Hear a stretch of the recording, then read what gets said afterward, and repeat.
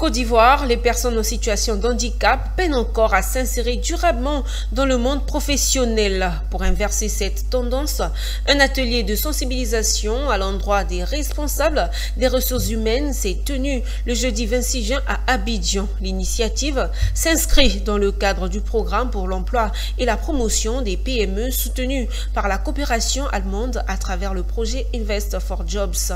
Au cœur des échanges, le cadre légal, les avantages fiscaux et les mécanismes d'accompagnement pour favoriser un recrutement inclusif. Konena Norgo. Les personnes handicapées sont encore trop peu visibles dans les entreprises, malgré les mécanismes d'incitation prévus par l'État à la faveur des entreprises. Pour changer la donne, le projet Invest for Jobs mise sur l'information et la sensibilisation des directeurs des ressources humaines. Et c'est là tout le sens de l'atelier de ce jeudi 26 juin 2025 à Abidjan, portant sur les avantages et les mécanismes d'accompagnement prévus pour les entreprises d'embauche.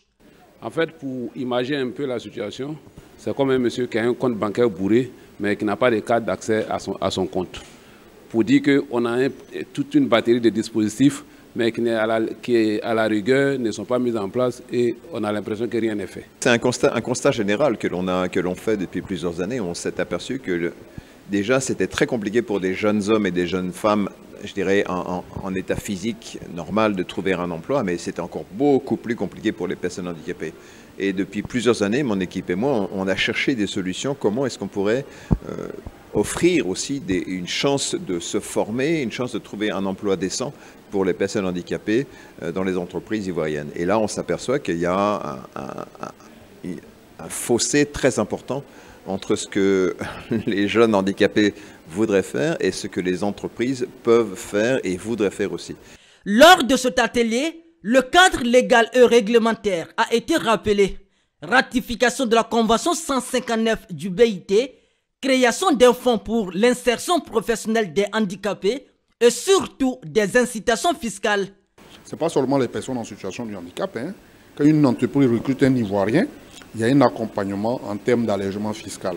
Mais pour les personnes en situation de handicap, le montant est relevé à la hausse. En fait, c'est pour encourager le recrutement des personnes en situation de handicap.